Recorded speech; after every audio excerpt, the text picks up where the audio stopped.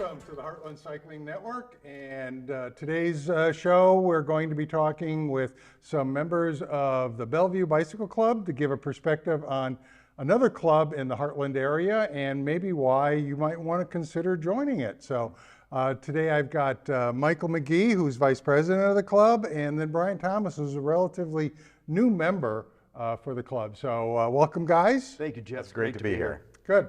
So, Michael, I know you're vice president and you've been involved in the club for a number of years. Tell me a little bit about your role and what you do there with the club. As vice president, I help with the administrative activities of the club, from record keeping and all those things, but also help organize some rides, get some activities going. A big thing I like to do is reach out to the community, get involved in some things to promote the club, promote cycling, to help the cycling community as a whole work with organizations to say, hey, you know, bikes and cars can share the road together. Oh, there you go. Hey, yeah. And just to be supportive of cycling, not only for recreational, but for transportation and the benefits of cycling for physical health, just as a community I think strength. there's a mental aspect, and I also consider it a spiritual I do, activity yeah, as well. yeah. You know, it's when you get on the trail and you ride, you get that physical release, and it clears your head, but you also see things from the trail that you don't see from a roadway. Yeah, And so you're not traveling as fast. you're not traveling as fast, and you see nature. When you think about some of the animals that are out there, and you have personal experience with animals on the trail, but like some of the eagles, the bald eagle's nests that you see along the trail that you don't generally see from a roadway, or other animals and birds in their natural. Well, before we get too far into the weeds on that, Clearly he's let's talk passionate. a little bit Yeah. about the history of the club. So tell us all about the Bellevue Bicycle Club and its beginnings, its origins, something about it.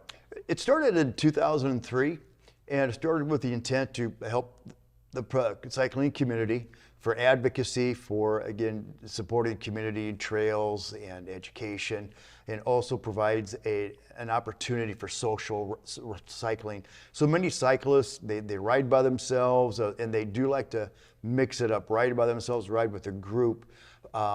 But when you ride with other people, you learn a lot, especially if you're maybe new or haven't done a lot of different type of cycling. It's a safe place to ask questions, to learn, to gain knowledge. Even for somebody who has been cycling for a long time, you could still learn something new, and maybe learn something from somebody who hasn't cycled very long. But it's that sharing of information. Well, okay, there's the name of the club is Bellevue, so everybody thinks, well, it's just Bellevue, correct? Absolutely not. Okay, maybe the origins of it, Yeah. were that, and I think in a lot of ways there was some.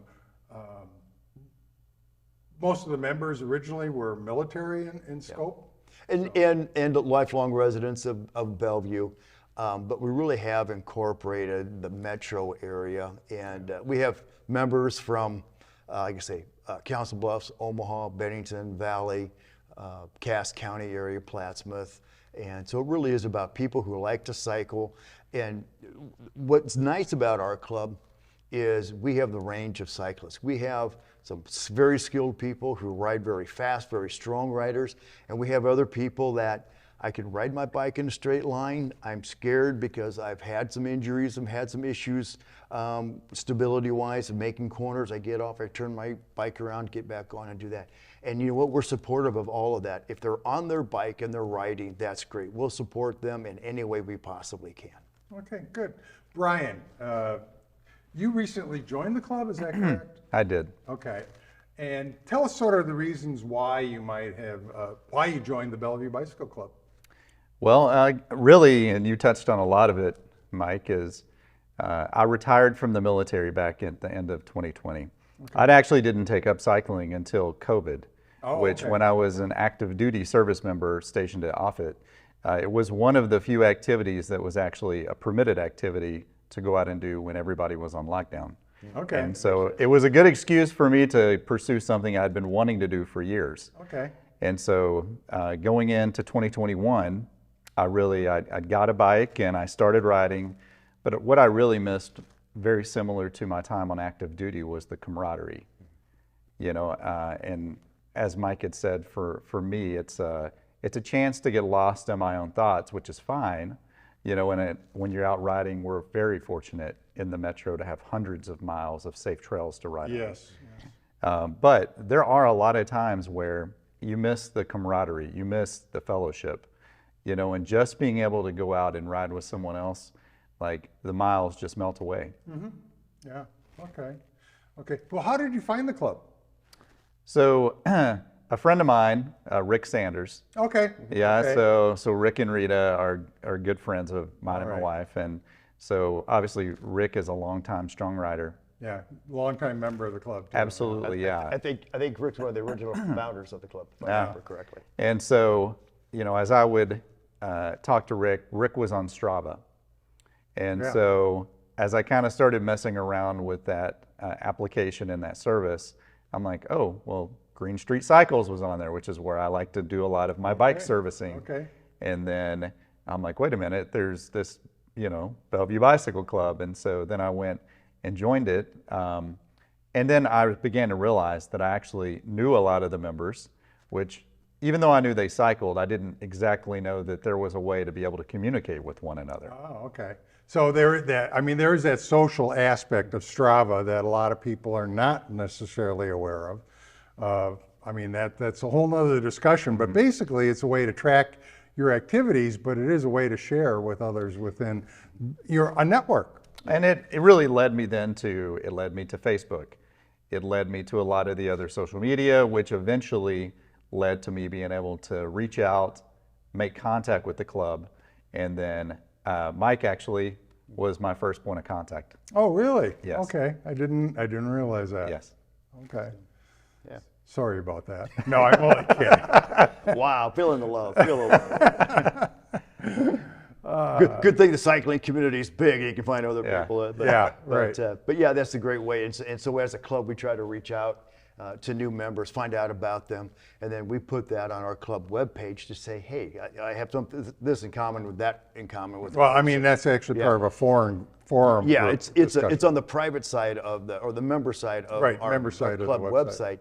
But we do try to we introduce people to the club so the club has that information about the riders, and Brian has really stepped up and reached out and said, hey, let's go ride. I'm going to ride here and there, and what we're supposed to do in the club, or what we'd like to see happen in the club on a more regular basis. So Mike, tell us a few other reasons why somebody might like to join a bicycle club like the Bellevue Bicycle Club. Well, again, you learn about things, you learn safety. When I came to the club a couple of years ago, I had cycled, but I knew there was a lot of things I didn't know. One of the big things that I did not know was, okay, how do I dress for cooler weather? And the process and the thought process of layering and being able to what type of material to use so I don't get overheated, but yet don't get too cold on the bike. And so I talked to several people. I think you were one of them, and some others. Hey, what do you do? What do you do? And then you learn from that, and you kind of put that information together to see what works for you. Different trails that I have been on that I would have not known if it hadn't been for somebody in the club. But hey, this trail's over here. Let's go there and do those kind of things. And the exploration and expanding that knowledge of doing things that we hadn't done. Perfect example of what you and I did a couple weeks ago when we went from Papillion to the Green Street out to Lake Zorinsky in that route. I knew there was a route there, but it hadn't been there. And so you guided that little trip we took and expanded my knowledge on that and learning other parts of the city, how to get around on bike. I know how to get around in a car, getting around on a bike in a safe manner and what with appropriate trails and sidewalks to use in those areas or streets that are less traveled is what you learn. It's probably more second nature for me around the Zorinsky area because I live in that particular area. So, I know those trails, but I don't know all the trails throughout the system. So like you said, just being able to go on some of these group rides and you learn different areas that you can actually ride on. So, okay. So Brian, tell me about your cycling experience in the area. what kind of riding do you like to do? Well, so my goal is always to ride 4 times a week at a minimum. Okay. And so this year, my goal was to try to do somewhere between 2,000 and 3,000 miles. So as I kind of set out this year, I set some kind of markers for myself of what I was trying to do, and I try to ride some like fundraising for charities that I'm passionate about. So recently in May, I completed the Wounded Warrior 300-mile challenge that I rode to raise funds and awareness for the Wounded Warrior Project. But you know, kind of going back to what Mike was talking about, our reasons to join, for me, I'm working my way up towards trying to cycle like to race. And so I found it's really challenging sometimes because when you're going at your speed and you can push yourself, but there's something about having a person that you can reach out to and say, hey, I'm kind of looking to do this distance. I'm looking to do this type of ride. There is somebody out there in the club that has that capability or has the know-how and the knowledge. Even something as simple as, okay, I've replaced, you know, I've done some bike, like brake maintenance. Like now I've got really spongy brake handles. Like, how do you even adjust that? There's somebody that has done that, or maybe even works for a bike shop that can like tell you that. And so there's really this whole element of non-attribution that I really enjoy about being able to do it. So my goal this year is I'm trying to ride and explore as many of the trails because I love building different like types of rides for the type of training that I'm doing for that day. Okay. When you talked about racing, obviously that's not something that you would probably do in terms of speed on the trail system. So you must be going on some roads. I do. So about the safest for me personally that I found is I will usually start from my house, which I live over by Walnut Creek.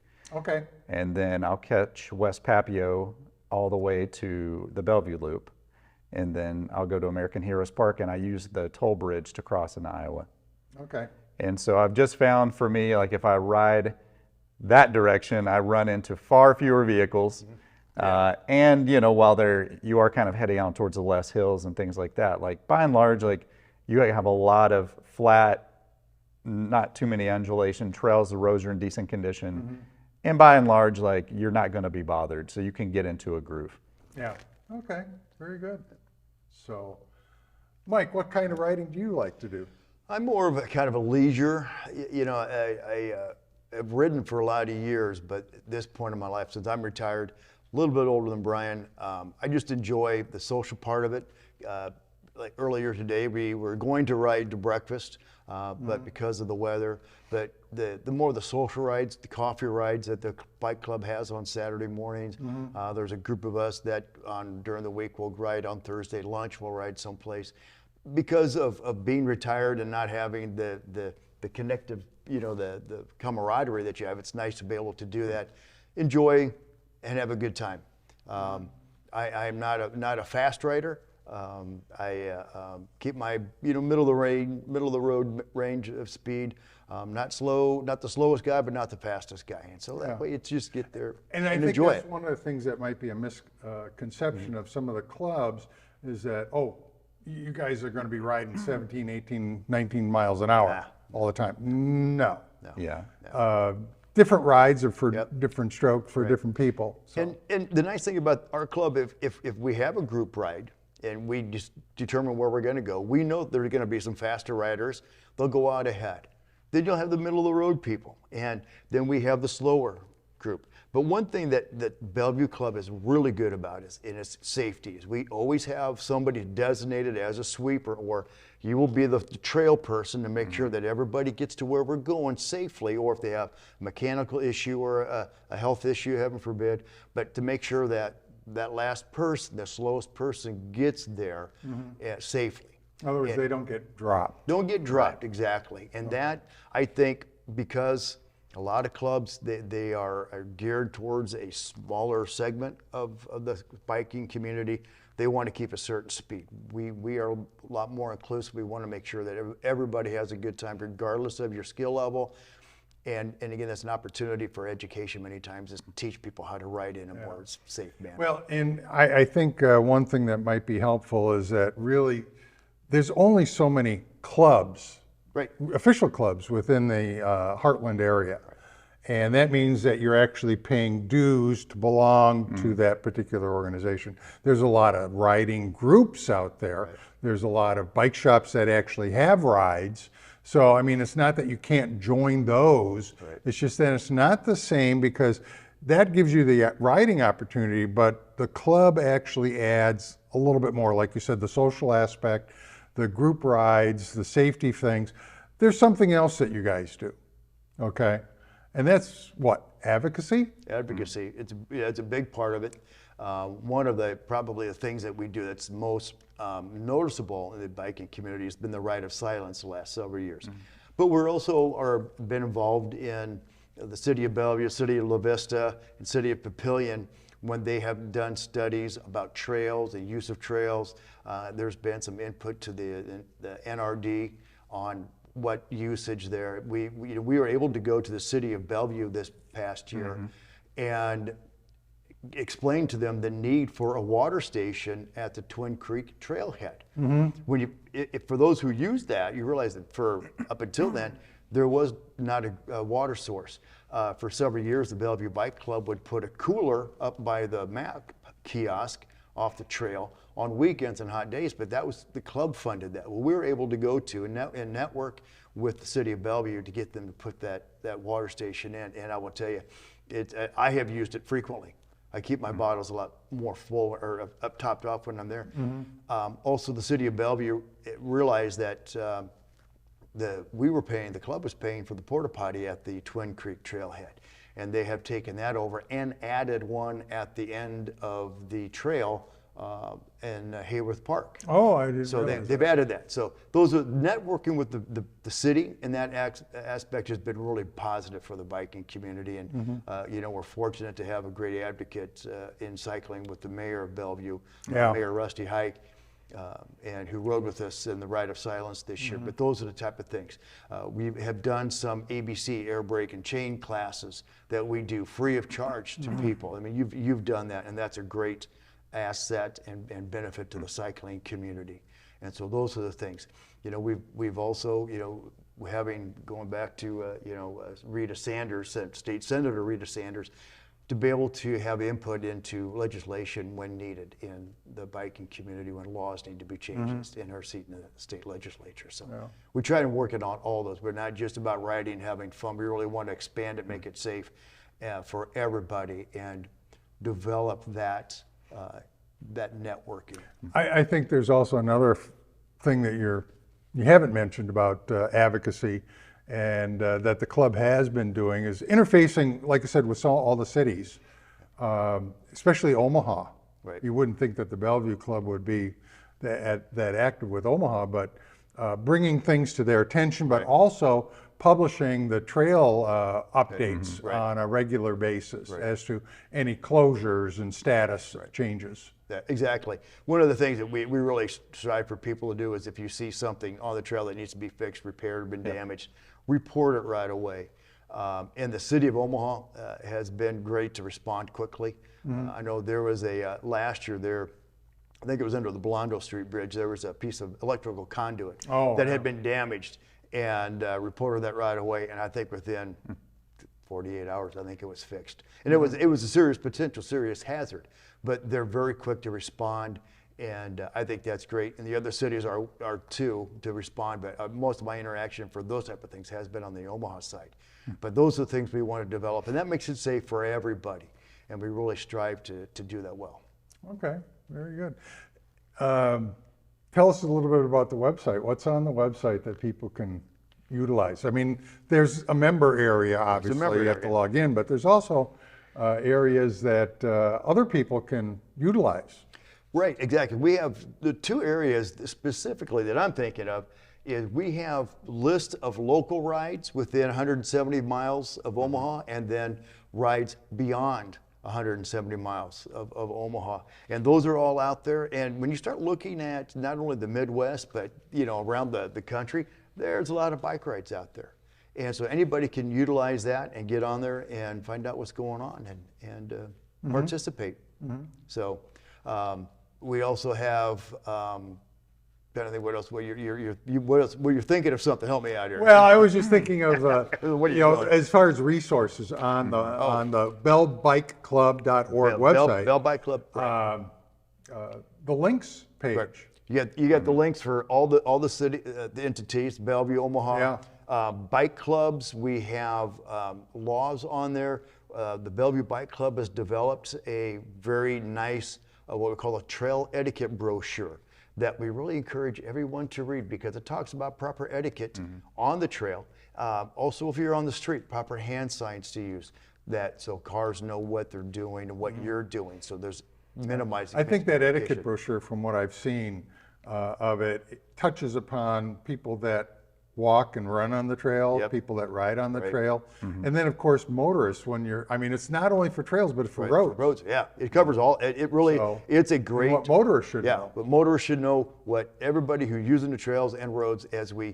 Our goal is to help promote cycling, not just for exercise, but for transportation when it's an appropriate situation. Right. There's a lot of people that ride and want to ride for that. I know I just listened to your interview with Julie Harris yesterday that you talked about commuting north and south, but there are very few commutes east and west. East and west. It's hard to get east and west. But as in those develop, we want to make sure that cyclists do it well and that motorists realize, yes, my bicycles can be on the street and they also can be on the sidewalk. Right. I always tell people that if a bicycle is on the street, they have to follow the laws as if they were a motor vehicle. If they ride on the sidewalk, they have to follow the laws that would pertain to them as a pedestrian. Yeah. And then you can go back and forth, but the cyclist needs to know both sets of laws and operate appropriately. Right. Okay. So yeah, that pamphlet's a great resource. It's a free download. I encourage anybody who's out there to download it, take a look at it, and it's a great source. I think I've seen it at some of the kiosks that are around the area too. Yes. So yeah, that's been good. So, Brian, what else can you tell us about your experience with the club? So everybody has been very welcoming and accommodating. So I have yet to reach out to somebody who hasn't gone out of their way to just help or give me information, or like I've been trying to establish, kind of similar to what Mike does on Thursdays with different rides. I would like to and have been trying to put together different rides, bringing in different groups of people, leaving from different parts of the metro. Because like a lot of times, like I'll leave from the Papillion Landing, or I'll leave from Halleck Park and then I'll head up towards Huntington, Park area, or I'll head towards Field Club, or I'll head up towards the Baxter and NFM and those kind of rides. So putting that stuff together, like I find, and I know it is a paid subscription, but I find Strava to be immensely helpful because as the members of the ride, because you can not just follow individuals, but you can go to the actual club that you've joined. Right. And you get so many different ideas for different types of rides. And then the beauty of Strava that I enjoy is you can save their ride. Yeah. Like you can go in and then save that as a route. And so next time I don't even have to think about it. Like there was an instance here recently where I was like, how do I connect?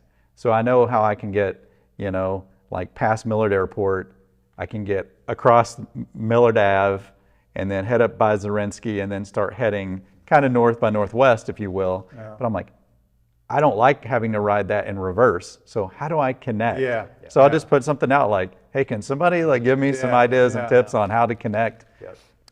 So I definitely enjoy that as a forum. And then we have, if you're a member of the club, recently to help expedite communication, the club actually started its own Slack channel. Slack channel. Yep. Yeah. And so that's been tremendously good because you can have a lot of open dialogues, common groups, common rides. But then if you have something new and unique that you want to put out there, it very quickly gets to somebody, just like your text message. I really enjoy that new feature that the club kind of brought in. It was an idea of one of the club members, if I'm not mistaken, to take and actually add the Slack channels as a communication device. I mean, we have the forums, or I should say, you have the forums on the website, but it seemed like there a need for something more than just that. Right, and the forums operate through email, and which is good, but we have become very dependent on the instant texting, and with normal phone texting on our phones, with the mixture of Android and Apple, you can only have a group of 20. Well, we hit that and we couldn't get at it anymore. So we came up with, somebody said they'd use Slack in another environment, and it has worked well for us. We just encourage all of our members to get on Slack. If you're looking for the kind of the unofficial rides, or we have the official sponsored rides by the Bellevue Bike Club, but then we have the kind of the pickup rides. Hey, I'm riding tomorrow at 7 o'clock, like Brian does. Hey, who can meet me and respond accordingly. Getting to the point, you're talking about rides. What kind of rides, just name, I mean, you mentioned a few, but let's just give you a rundown of some of the rides that the club does do. Club does, we sponsor a Saturday morning coffee ride, which is kind of our premier ride. This time of year, we meet at 8 o'clock at Twin Creek Trailhead in Bellevue by the Culvers. And then depending on which way the wind's blowing, which way we go, or the weather conditions. And then we'll ride to a coffee shop and ride back, usually round trip, 20 to 25 miles max. But then we'll do a Memorial Day ride. We'll do a Labor Day ride. We have the Ride of Silence. And so those are our official rides. Well, there's some fall rides. I was just going to say, we do a Cranksgiving ride. When you talk about things that we do, we go out and do that just before Thanksgiving, collect food, and then donate it to the Tri-City Food Pantry and Pavilion. So we're doing those type of things as well. And like I said, we've done some, we have signed up. The trail cleanup rides. Trail cleanup, we've taken on part of the trail, do a cleanup through Keep Omaha Beautiful. We've been part of the Veterans Day parade in Bellevue. And we've done that several years. This past year it was canceled because of weather. But, those type of things we really do try to promote. There's a small group of us that do a lunch ride on Thursday. There's I know there's some fall rides. The fall foliage ride. And the High Trestle Trail. So I mean, they're not just all local. Right. Wabash. Wabash. We again, that's the benefit of having the rides listed on the web page, which is on the public side. Go see what rides are out there and where they're all going on at, and or if you have an idea and want to start your own ride, let us know, and we'll see who jumps on. Well, we're running out of time today, and I really appreciate both Brian and Mike for coming on to the show and talking about the Bellevue Bicycle Club. And I encourage you, if you want to know more about it, go out to bellbikeclub.org, visit the website, tune into their social channels. There's links on the website to their social channels as well. So until the next time, please pedal on.